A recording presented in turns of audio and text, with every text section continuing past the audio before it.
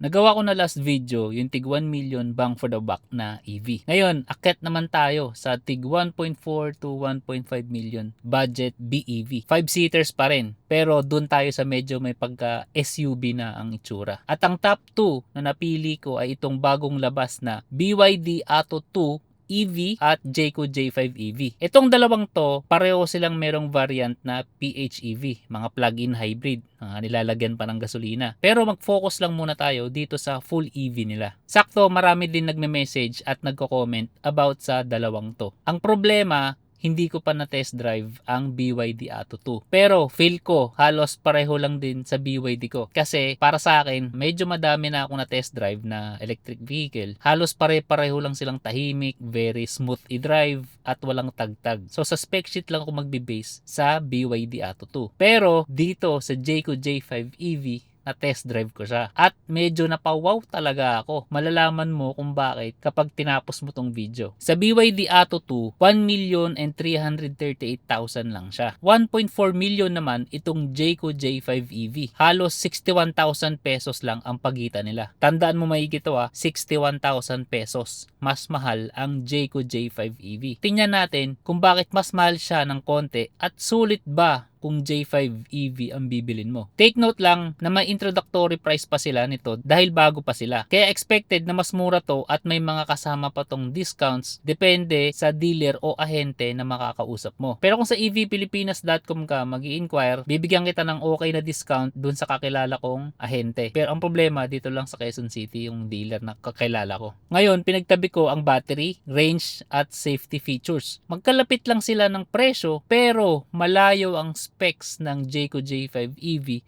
sa BYD Atto 2 EV. Mas malapit pa siya sa Atto 3 Premium na nagkakahalaga ng 1,848,000 pesos. Bakit ganun? Kaya ang tanong, ano ba talaga ang makukuha mo sa additional na 61,000 pesos versus Atto 2? At sapat kaya yon para piliin ang Jayco brand kahit di hamak na mas malaki at dominante na ang BYD dito sa Pilipinas? Kasi sa ganitong budget, hindi screen size o ambient light ang titingnan natin. Battery, useful safety features, family use at after sales muna. Sa battery pa lang, malaki na agad ang agwat. Ang BYD Atto 2 EV ay may 45.1 kWh at 380 km NEDC range at 312 km WTP range. Ang J5 EV ay may 58.9 kWh battery at 461 km NEDC range. Sa mga hindi pa nakakaalam kung ano tong NEDC at WTP range, ang NEDC ay New European Driving Cycle. 1980s pa to. Mabagal lang ang takbo, short range ang testing at walang aircon. Kaya palaging mataas ang lumalabas na range. Tinigil na daw to sa Europe noong 2017. Ang WTP naman o Worldwide Harmonized Light Vehicles Test Procedure, ito na yung gamit 2017 pataas. Ito ang pinalit nila sa NEDC. Long range test, mabilis ang takbo, mas malapit sa katotohanan ang range test na lalabas. Ang madalas kasi na nakikita natin sa mga brochure ng mga EV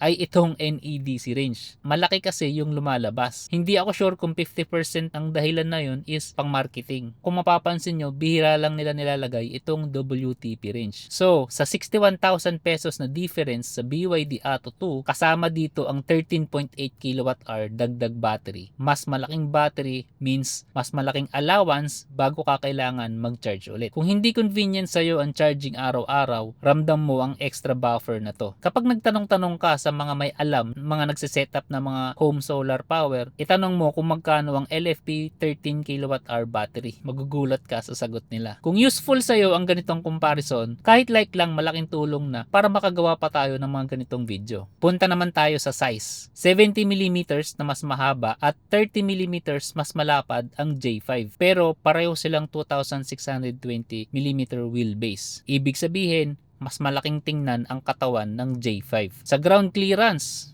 184mm unladen at 166 fully loaded ang J5. Sa Atto 2, 150mm lang ang nakalagay na unladen, kaso wala tayong exact laden figures ng BYD. Pero sa polished figures, mas kampante ako sa clearance ng J5 para sa ramps, humps at mga lubak-lubak. Sa wheels naman, ang J5 ay naka 18 inches. Ang Atto 2 naman ay 16 inches lang. Mas pogi ang 18-inch wheels ng J5. Pero mas common at mas mura palitan ang 16-inch tires ng BYD Atto 2. Mas makapal din ang sidewall. Useful sa pangit na kalsada, ito rin ang hindi exciting na spec pero ramdam sa ownership. Pero real talk lang, sino ba ang may ayaw na mas malaking wheel size, 'di ba? Sa rear suspension naman, torsion beam lang ang Atto 2. Multi-link naman ang J5. Advantage ng J5 to. Pero dahil hindi ko pa na-drive ang BYD Atto 2, hindi ko sasabihing mas komportable agad ang J5. Ang pinakamalaking lamang ng J5 para sa akin ay yung safety system niya. May 360-degree see-through camera ang Atto 2. Useful sa masisikip na parking sa atin. Pero wala itong full ADAS package. Ang J5 may 540-degree camera, full speed adaptive cruise control, automatic emergency braking, lane keeping assist, rear cross traffic alert, rear cross traffic braking, at pinaka-favorite ko sa lahat yung blind spot detection para sa mga kamote dito sa atin sa daan sa Metro Manila. Tandaan, assistant lang ang ADAS. Dapat maging defensive driver pa rin sa kahit anong oras. Ang J5 ay meron ding panoramic sunroof, power tailgate, pet mode at wireless charging. Bonus lang yon actually. Pero battery at safety pa rin ang mas mahalaga sa akin. Sa trunk size naman tayo. Ang BYD Atto 2 ay meron lang na 433 liters. Ang Jayco J5 ay merong 480 liters. Hamak na mas malaki siya. At sa ilalim nun, meron pa siyang pwedeng lagyan ng spare tire or donut tire. Yun ang mahalaga. Yung ibang EV kasi, tulad nitong BYD Atto 2, ang alam ko wala siyang lagayan ng spare tire. Kung gusto mong magbiyahe ng malayo, maglalagay ka ng spare tire, kukonsumo na agad dun sa space. So, yun lang. Hindi tulad ng J5, meron na talaga siyang space para sa spare tire. Malaking bonus yun para sa akin. At eto pa, ang Jayco J5 EV ay meron pa siyang frunk na 35 liters. Overkill na, 'di ba? At sa ibang channel, ito ang napapansin nila. Kung ang BYD sila yung 6 ay parang Porsche Cayenne, itong Jayco J5 naman ay ang itsura niya daw ay parang Range Rover. Habang tumatagal itong comparison video na to, lalong nare-realize ko na parang sobrang olats ni BYD Atto 2 versus sa Jayco J5 kahit halos magkadikit lang sila ng presyo. Dapat yata ang pinagkumpara ko na lang ang BYD Atto 3 Premium kasi kahit pa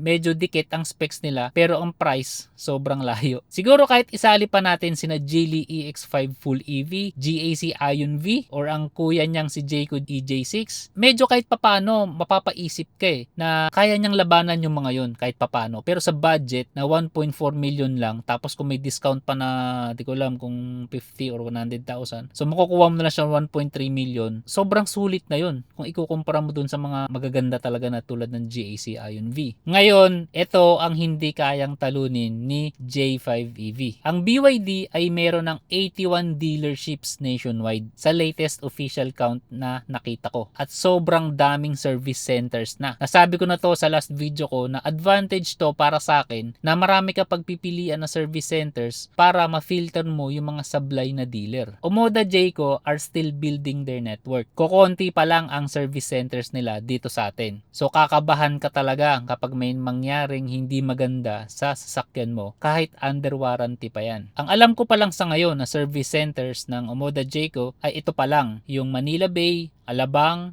Bulacan, Santa Rosa, Laguna, Pasig Marcos Highway, at North EDSA. Hindi pa ako sure sa ibang probinsya niyan. May malaking advantage din ang BYD Atto 2 dahil pwede kang mag-side load ng apps tulad nitong BYD E-Max 7 ko. Meron akong ditong Electro app, nakikita ko yung actual battery health ko. Pwede akong mag-sentry mode para ka na rin naka-Tesla. Pwedeng gawing dashcam ang 360 camera mo. Di mo na kailangan mag-install ng additional dashcam. Pwede ka rin mag-install dito ng parang yung Commander app. Para siyang automation or para siyang sa iPhone natin is para siyang shortcuts. Pwede ka mag-set doon ng mga custom rules. Bibigyan kita ng example. Halimbawa, automatic mamamatay yung DRL light ko kapag nakaset na sa park ito. Matic magsaset sa larger regen braking kapag naka-downhill ka. Tapos kusa naman siyang magno-normal regen braking kapag nasa patag ka na or kapag nasa uphill ka naman. Marami kang pwedeng gawin dito na automation. Sa ibang video ko na siya i-feature. So, alin ang practical winner?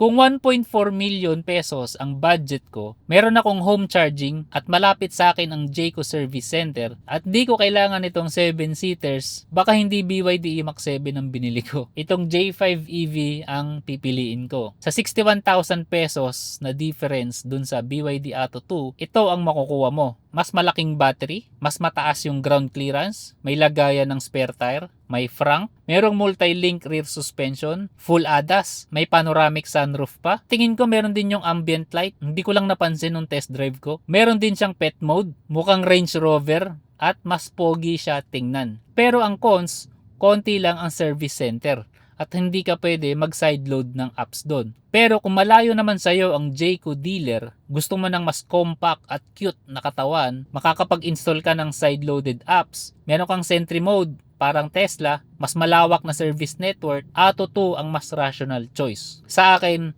J5 ang value for money sa ngayon. Pero kailangan pa nitong patunayan ang long-term ownership experience na mas matagal nang binubuo ng BYD. Kung ikaw ang pipili, Jayco J5 EV ba o Atto 2? Sabihin mo sa comments kung bakit. Babasahin ko yan.